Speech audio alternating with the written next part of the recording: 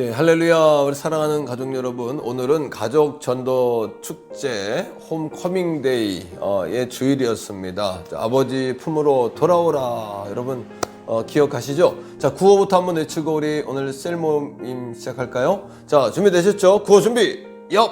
2020 가족 전도 축제 홈커밍데이 다 같이요. 아버지 품으로 돌아오라. 박수합니다. 오늘 오랜만에 많은 가족분들을 이렇게 새롭게 뵐 수 있게 돼서 너무나 즐겁고 반가운 시간이었고요.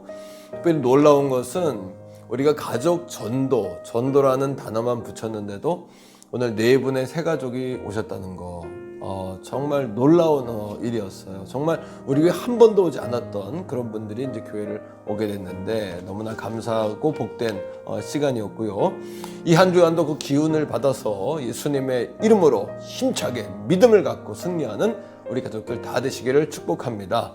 자, 이 앞에 배너가 이렇게 있는데요. 이건 어떤 내용의 배너냐 하면은 11월 1일 저녁부터 21일 동안 한국교회가 연합으로 다니엘 21일 세일의 기도회를 진행합니다.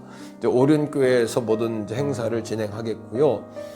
가정에서 온라인으로 기도회를 여러분 진행하겠는데 21분의 강사분이 나오셔서 매일 말씀을 전하시고 공동 기도 제목을 가지고 기도하는 그런 시간입니다. 은혜로운 시간이 될 줄로 믿고요. 그렇게 21일 동안 마음을 합해서 온 나라가 한국교회와 나라와 민족을 위해 기도하는 그런 시간이 되기를 또 소망합니다. 수요일과 금요일은 교회에서 정상적으로 예배를 드리고요. 또 교회에 와서 예배하고 기도하실 분들은 자유롭게 또 그렇게 진행하셔도 좋을 것 같아요. 자, 이 한 주간도 아버지 품으로 돌아오라. 정말 이 마음 잃지 마시고 돌아오는 주일에 다 뵙기를 바랍니다. 자, 지금은 주일 오후입니다. 10월 25일 주일 오후 2시쯤 이제 됐는데요. 자, 이 시간에 모든 성도님들이 다 이제 집으로 돌아가셨고요. 셀 모임을 위해서 여기 앉아 있는데 이 뒤에 보이시는 이 장면은 어디냐 하면 위에 써 있는 대로 하늘뜨락 북카페입니다. 그래서 차도 마시고 교회에 오셔서 이제 책도 빌려서 독서하실 수 있는 그런 장소이기도 하고요. 저 안쪽에 룸이 있는데 룸에는 이제 스터디 카페에서 사용하는 그런 테이블을 세팅해서 다음 주일부터 교회에 오시면 구경 오십시오. 여러분 북카페를 정상적으로 진행하려고 그렇게 하고 있습니다. 지난 주일에도 보니까 책을 대여하신 분들이 이제 도서 대여 목록에 글을 쓰셨는데 또 여러분들이 와서 책을 빌려가셨고요.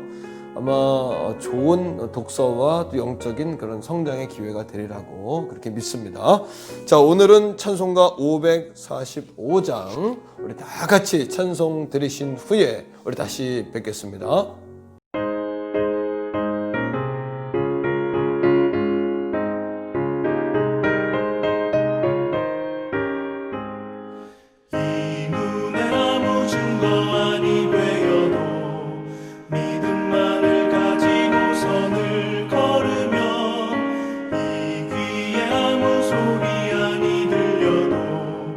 하나님의 약속 위에 서리라. 걸어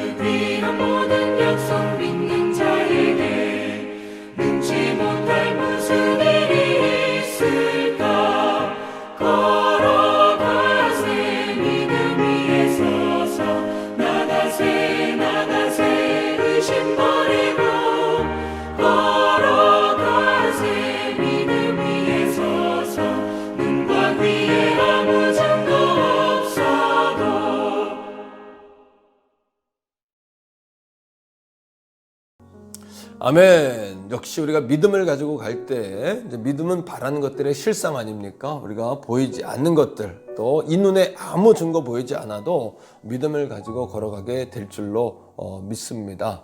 자, 오늘 우리가 함께 나눌 말씀이 있는데요. 로마서 10장 9절부터 이제 13절의 말씀 우리가 함께 나누겠고요. 제목으로는 믿음이란 무엇인가라는 제목으로 은혜의 말씀을 나누려고 합니다. 자, 함께 하나님의 말씀 보고 오겠습니다. 제 10장. 내가 만일 내 입으로 예수를 주로 시인하며 또 하나님께서 그를 죽은 자 가운데서 살리신 것을 내 마음에 믿으면 구원을 받으리라. 사람이 마음으로 믿어 의에 이르고 입으로 시인하여 구원에 이르느니라. 성경에 이르되 누구든지 그를 믿는 자는 부끄러움을 당하지 아니하리라 하니 유대인이나 헬라인이나 차별이 없습니다. 한 분이신 주께서 모든 사람의 주가 되사 그를 부르는 모든 사람에게 부요하시도다. 누구든지 주의 이름을 부르는 자는 구원을 받으리라. 아멘. 자, 오늘 우리가 믿음이란 무엇인가 제자입니까? 11번째 시간인데요. 잠깐 기도하고 오늘 말씀을 함께 시작하죠. 사랑의 하나님 감사합니다. 지난 주간에 우리가 가족전도 축제를 진행했습니다. 하나님 사랑하는 성도들 만나게 하심을 감사하고 또 새 가족도 보내주심을 감사합니다. 오늘 말씀을 통해서도 주일 말씀이 되새겨지게 하시고 정말 믿음으로 살아보는 진정한 믿음이 무엇인지를 알고 예수 믿는 우리 모두가 다 되게 하여 주옵소서. 예수님 이름으로 간절히 축복기도 드립니다. 아멘. 자, 오늘과 이제 다음 시간 2시간에 걸쳐서 믿음이란 무엇인가 이렇게 은혜의 말씀을 함께 나누기 원하는데요. 한 가지 재밌는 이야기부터 드릴게요. 오늘 교회에 어떤 이제 여자 집사님이 다녀가신 거예요.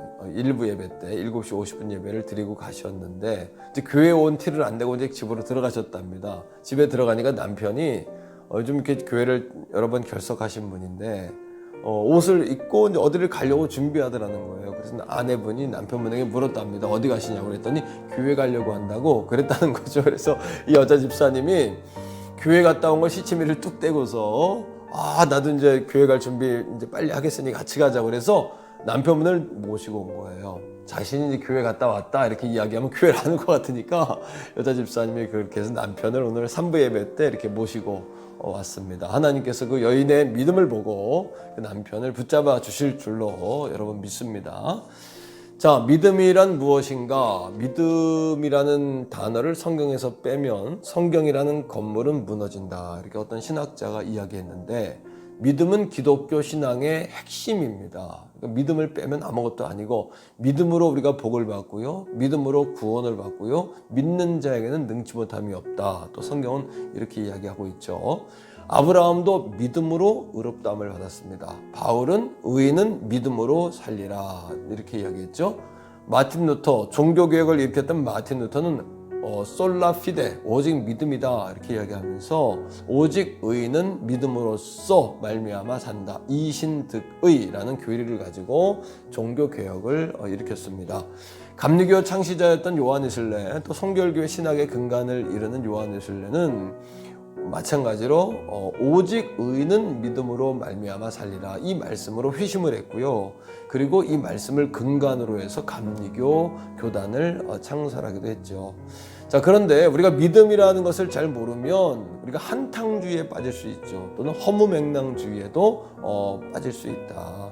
믿음이라는 것은 내가 믿습니다 한다고 믿어지는 게 아닙니다. 이거 하나님이 주신다 선물이거든요. 자, 그러니까 이 믿음을 잘 모르면 이단에 빠지기도 하고 사람들의 어떤 말에 미혹돼서 왔다 갔다 하기도 하게 되는 거죠. 여러분, 오늘 이 시간을 통해서 믿음이 무엇인지 정확히 배우고 함께 은혜 받는 그런 시간들 되시기를 축복합니다. 첫 번째는 믿음의 본질에 대해서 이제 알아보기 원하는데요. 이제 믿음의 본질은 무엇이냐? 이게 참 중요합니다. 누가복음 18장 8절 말씀에 보면은 예수님께서 이런 말씀을 하세요. 인자가 올 때 믿음을 보겠느냐? 이런 말씀을 하시죠. 이 말은 믿음 있는 자가 많다는 이야기입니까? 적다는 이야기입니까? 믿음 있는 자가 적다는 이야기죠. 자, 그 주변에 같이 있던 제자들은 아마 그 이야기를 듣고 굉장히 황당했을 겁니다. 자, 그런데 예수님께서 누가복음 18장에 네 가지 사건이 나오는데 네 가지 사건의 공통적인 메시지는 뭐냐면 이것이 믿음의 본질이다 이거예요. 또 한 가지 사건이 나오는데 이 사건의 핵심은 뭐냐면 이것은 믿음이 아니다라는 겁니다. 자, 세 가지 사건은 뭐냐면 이거예요. 한 과부가 이제 억울한 일을 당했습니다. 힘도 능력도 없는 과부가 억울한 일을 당하자 재판관에게 가서 강청을 하는 거죠. 근데 이 재판관은 불의한 재판관이에요. 이 불의한 재판관이 어떤 마음을 가졌냐 하면 내가 들어주지 않으면 정말 나를 계속해서 귀찮게 할 거야. 이런 마음을 여러분 갖게 되니까 그 여인의 원한을 풀어주는 그런 판결을 내리게 됐다. 이것이 이제 첫 번째 말씀의 요지입니다. 믿음의 본질은 뭐냐면 이 과부 여인처럼 자신의 한계를 인정하는 거예요. 이게 믿음의 시작입니다. 자, 두 번째 메시지는 이겁니다. 바리새인과 세리가 성전에 올라가 기도하는 장면입니다. 바리새인은 하나님 앞에 떳떳하죠. 금식, 구제, 그리고 10의 1조 자기가 다 합니다. 하나님 뭐 이런 얘기를 먼저 드리는 거거든요. 세리는 어떻게 기도합니까? 하나님 나는 죄인입니다. 날 불쌍히 여겨주세요. 이렇게 말하는 장면이 누가복음 18장에 나오는데 그 말씀을 비유로 말씀하시면서 예수님이 이렇게 말씀하십니다. 자기를 높이는 자는 낮아지고 낮추는 자는 높아질 것이다. 여기서 우린 믿음의 본질, 두 번째 본질을 깨닫습니다. 그건 뭐냐 하면 믿음이란 자신을 부인하는 거예요. 그리고 하나님 나는 공로가 없습니다. 하나님을 의지합니다. 하나님 도와주셔야 됩니다. 라고 하나님께 그러한 가운데 나아가는 자기 부인이 두 번째 믿음의 본질이에요.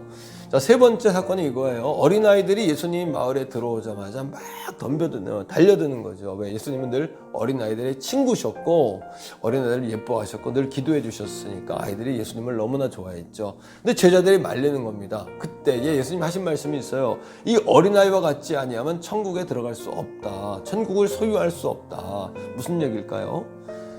믿음의 본질이란 순전하게 체면 불구하고 또 포기하지 않고 뭐예요? 하나님을 의존하는 거, 전적으로 의존하고 그분에게 달려가는 것이 믿음의 본질이다라는 거죠. 자, 그럼 믿음이 아닌 것은 뭘까요? 자, 누가복음 18장에 한 부자 관원이 예수님을 찾아옵니다. 예수님께 묻기를 예수님 어떻게 영생을 얻습니까? 이렇게 이야기하거든요. 부자 관원이라는 이야기는 어떤 뜻이냐 하면 돈으로도 영생은 못 산다. 관원이라는 이야기는 무슨 이야기냐면 여러분 권력으로도 영생은 살 수 없다 이런 얘기거든요. 이런 것을 깨달았기 때문에 예수님께 온 거죠. 그때 예수님 하신 말씀이 있어요. 부자 관원에게 내가 가진 것을 사람들에게 나누어 줘라. 그리고 나를 따라라 했더니 23절 말씀에 이 부자 관원이 근심했다. 예수님을 떠나갔다. 이렇게 성경은 증언하고 있습니다. 이것이 무엇을 이야기하는 걸까요? 자, 믿음이 아닌 것은 뭐냐 하면 전적으로 의존하는 것이 아닌 영생을 얻으려면 어떻게 해야 돼요? 주님을 전적으로 의존해야죠. 그럼에도 불구하고 믿음이 아닌 것은 나누어진 마음이에요. 예수님 그걸 아시고 내 돈을 어려운 사람에게 도운 후에 나를 따르라 이렇게 말씀하신 거거든요. 돈이 죄가 아니면 돈 많은 게 죄가 아니죠. 그 물질 때문에 하나님을 전적으로 의지할 수 없다면 그 물질이 그에게는 불행이 될 수 있다라는 겁니다. 정리합니다. 믿음의 본질은 무엇이라고요? 전적 의존이다. 두 번째, 믿음의 정의와 믿음의 종류에 대해서 우리가 좀 나누어 볼 수 있습니다. 첫 번째로 믿음이라는 것은요, 성령의 은사로 주어지는 믿음이 있어요. 여러분, 말씀 속에 고린도전서 12장 9절 말씀 가운데 보니까 다른 사람에게는 같은 성령으로 믿음을 주셨고 어떤 사람에게는 한 성령으로 병 고치는 은사를 주셨답니다. 그러니까 어떤 사람은 믿음의 은사, 병 고치는 은사, 지식, 지혜, 영분별, 방언, 통역 뭐 이런 은사를 각자 주셨는데 이건 다 높낮이가 있는 것이 아니라 교회를 세우기 위한 하나님의 선물인 거죠. 자, 그러하기에 믿음이란 내가 믿습니다. 오늘 믿기로 결심합니다. 이렇다고 얻어지는 게 아니라 하나님이 주시는 선물이라는 거예요.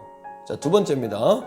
두 번째는 우리 내면 안에 자리 잡는 성령의 열매로서의 믿음이 있다. 여러분, 갈라디아 5장 22절에서 23절에 보면 성령의 9가지 열매가 나옵니다. 이 9가지 열매 가운데 믿음하고 연결된 열매가 있어요. 자, 들어보세요. 오직 성령의 열매는 사랑, 희락, 화평, 오래 참음, 자비, 양성, 충성, 온유, 절제니. 9가지 열매를 이야기하거든요. 이 가운데 뭘까요? 믿음과 연관된 여러분 열매예요. 그거는 충성입니다. 변함없음, 흔들리지 아니함, 믿을 수 있는 뭐 이런 뜻 아니겠어요? 충성스럽다는 거는요.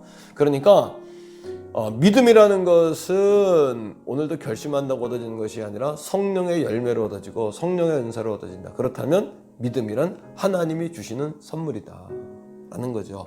세 번째 믿음이 있습니다. 그건 믿음은 구원 얻는 믿음이에요. 로마서 10장 9절의 말씀을 읽어보면 구원에 이르는 믿음이 뭔지를 정확히 알게 됩니다. 자, 말씀의 가운데 내가 만일 너를 나로 바꾸세요. 나로. 자, 내가가 아니라 내가예요. 시작.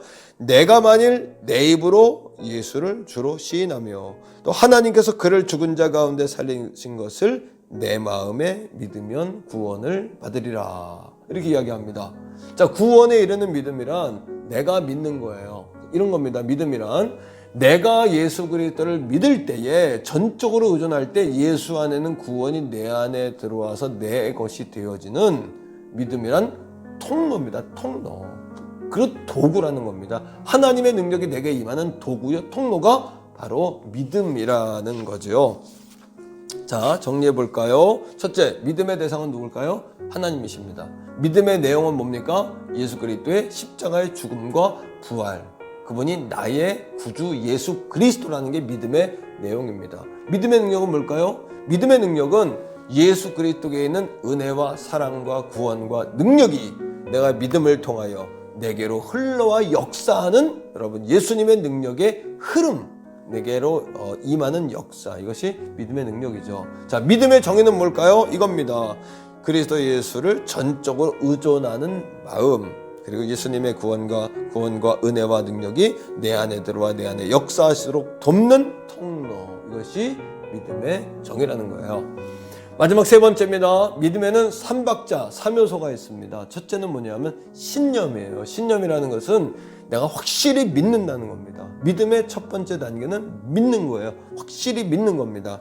자, 히브리서 11장 8절 말씀, 히브리 11장 8절 말씀에 믿음으로 아브라함은 부르심을 받았을 때 순종하여 장래 유업으로 받을 땅에 나아갈새 갈 바를 알지 못하고 나아갔다. 갈 바를 모르지만 출발하라고 하는 것이 하나님의 말씀인 것이 확실히 믿어지니까 확고한 신념, 확고한 생각이 그의 마음에 드니까 출발한 겁니다. 이게 믿음의 첫 단추예요. 두 번째, 믿음의 두 번째 단계는 신뢰입니다. 신뢰는 뭘까요? 확고한 생각과 더불어서 내가 믿는 바를 따르는 마음과 행동입니다. 이게 신뢰입니다. 영어로 believe 또는 faith라고 말하는 여러분 신뢰의 단계죠. 그러니까 아브라함이 갈 바를 알지 못했지만 자기를 부르신 분의 그 약속의 말씀을 믿고 따르고 어떻게 하는 거예요? 행동하는 겁니다. 세 번째는 헌신이라는 단계가 있습니다. 그거는 확고히 믿는 단계, 또 행동하는 단계, 마지막에 자신을 드리는 단계죠. 자, 말씀 속에서 봅시다. 히브리서 11장 17, 19절에 아브라함은 시험을 받을 때 믿음으로 이삭을 드렸으니 그는 약속들을 받은 자로되 그 외아들을 드렸느니라. 이렇게 말씀하거든요. 자, 먼저 신념입니다. 시험을 받았지만 하나님이 주신 자녀니까 하나님의 약속을 따라서 드리는 겁니다. 그 다음에 여러분 신뢰예요. 그에게 이미 말씀하시기를 내 자손이라 칭할 자는 이삭으로 말미암음이라 하셨으니 그가 하나님이 능히 이삭을 죽은 자 가운데서 다시 살리실 줄을 생각한지라 비건대 그를 죽은 자 가운데서 도로 받은 것이니라. 마땅히 하나님께 드릴 수 있었던 거죠. 자, 이것이 신념과 신뢰와 헌신의 단계까지 믿음의 단계가 나아갈 때 진정한 그것이 삼박자의 완성된 믿음이라는 겁니다. 마틴 로이드 존스 목사님 이런 예를 들었어요. 한 산골 마을에 큰 강이 있는데 사람들이 강을 돌아서 건넌 마을까지 가는 데는 며칠이 걸리는 겁니다. 그러니까 강폭이 좁은 데다 널빤지로 다리를 만들었어요. 강폭이 좁아지다 보니까 물살이 세고 소용돌이가 일고 위험한 상태겠죠. 사람들이 다리를 만들어 놓고도 건너지 않습니다. 근데 한 남성은 용감하게 그곳을 왕래하면서 장사도 하고 직장도 다니고 때로는 손수레를 끌고 건너가기도 하는 거예요.